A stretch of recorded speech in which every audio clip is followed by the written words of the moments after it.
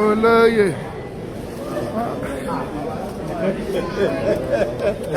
Ẹ kú nìyí. Alhamdulillah. Alhamdulillah. Baba ṣáájú.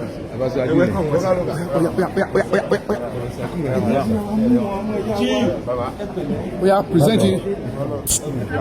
Oya jẹ́ kó present flower yẹn. Yes. Ó wọlé kọlẹ̀ Igboho òòṣà. Owó bàbá Dámì. Igboho òòṣà. Owó bàbá Dámì.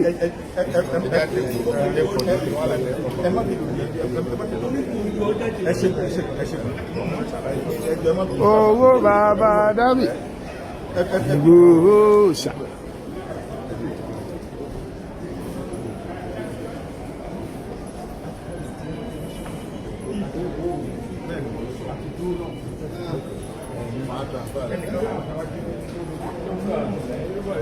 Àwa lọ dúró sí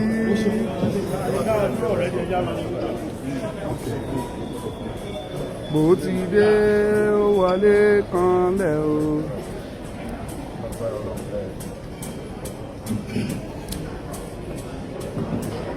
That is good.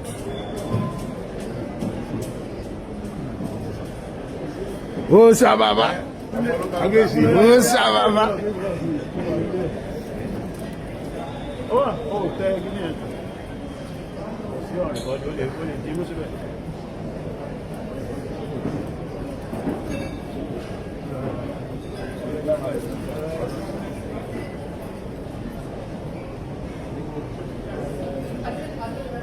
Ya, jẹ́ ká máa gbé díẹ̀ díẹ̀.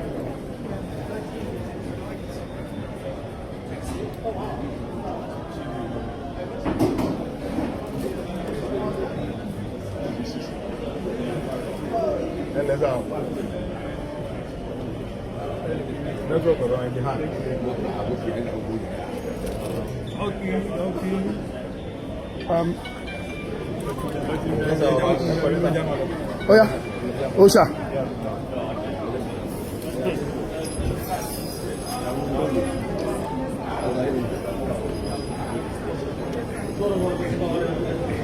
Bàbá bọ̀ yìí, ẹgbàá mẹ́wàá yìí. Mo sọ fún yín pé kẹ́ fọkàn yín balẹ̀. Ó ṣáájú ìṣó, ìwé tàn yan.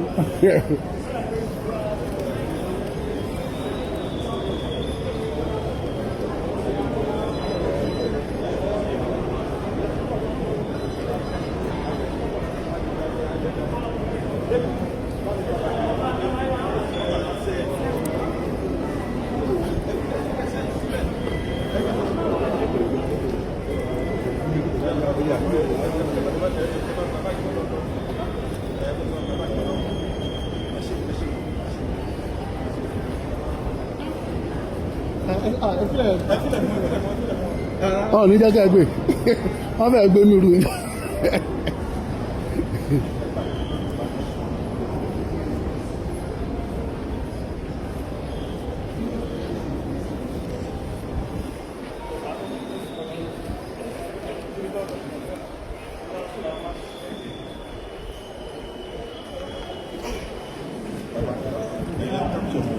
Ẹ máa mú gbé.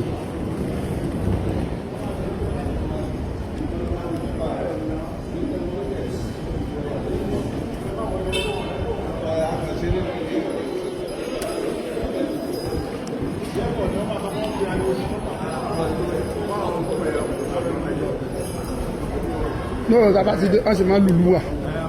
A ti dé bẹ̀rẹ̀ àwọn.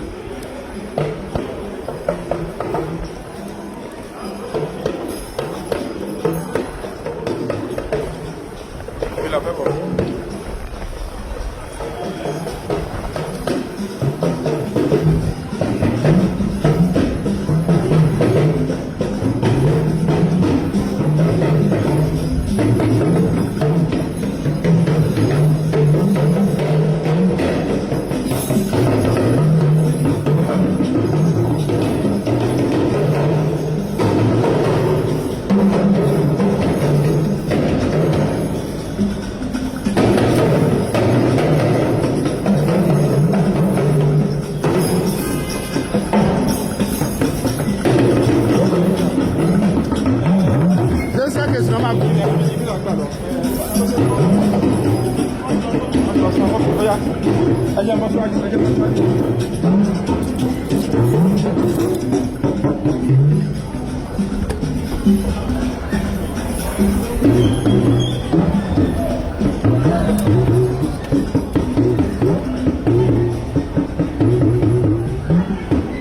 Igboho, welcome to Cape Town, South Africa.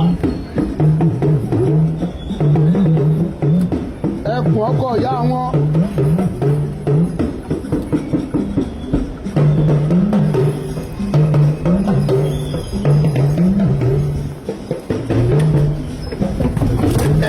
Sorry.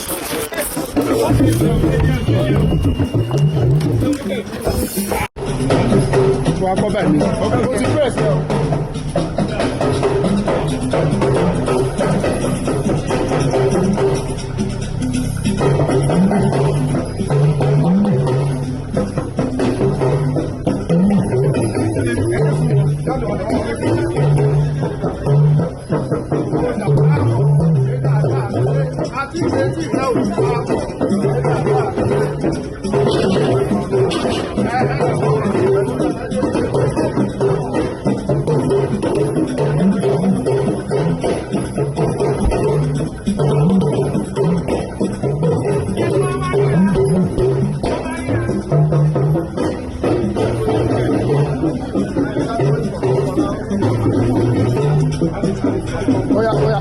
Oya.